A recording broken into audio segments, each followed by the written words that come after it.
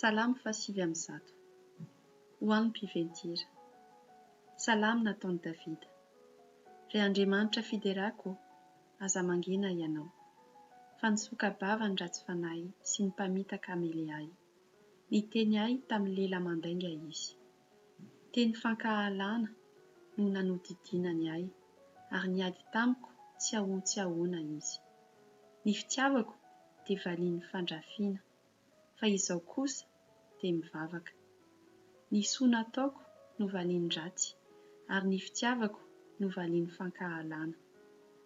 Anendreo olona ratsy fanahy hanapaka azy, ary aoka hisy mpanohitra hitsangana eo ankavanana. Raha ho tsaraina izy dia aoka ho meloka, ary aoka ny fivavany ho tonga fahotana. Aoka ho vitsy ny androny, ary aoka ho lasan'olon-kafa ny anjara raharahany. Aoka ho kamboty ny zanany, ary aoka ho mpitondra tena ny vadiny. Aoka hirenireny mangataka ny zanany, ary aoka hiremby lavitra ny tranony efa rava izy.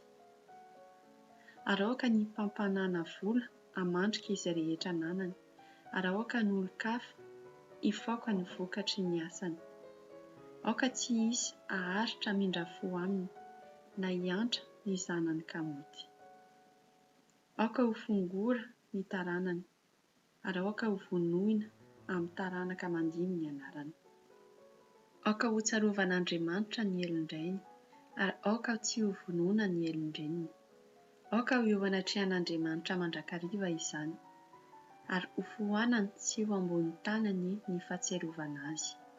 Satria tsy mba nahatsiaro hamindrafo izy, fa nanenjika ny ory sy ny malahelo, ary nireraka am-po mba hahafaty azy. Tia oziny izy, ka nanody azy izany. Tsy tia hindrafo izy, ka nanalavitra azy izany. Nitafy ozina tahaka ny lambany izy, ka niditra tao an-kibony tahaka ny rano izany. Ary tao amin'ny taolany tahaka ny diloilo, dia aoka ho tahaka ny lamba hitafiana izany, ary ho fisikinana isikinany mandrakariva.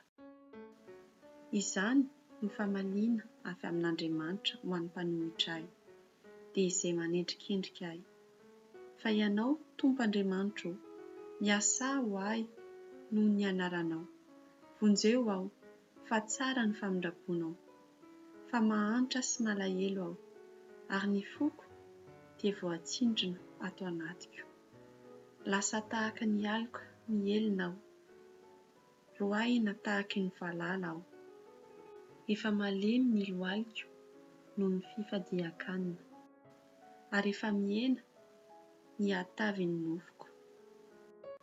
Ary izao dia tonga fandatsana ireny, mijery ahy izy ka mifiky fidoa. Ampio aho, Tompo Andriamanitra, vonjeo araka ny famindraponao aho, ary aoka ho fantany fa tananao izany. Ianao, Tompo, no nanao izany.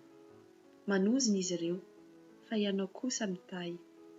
Mitsanga menatra izy, fa mifaly kosa ny mpanomponao. Mitafy enatra ny fahavaloko, ka misarika-enatra tahaka ny lamba.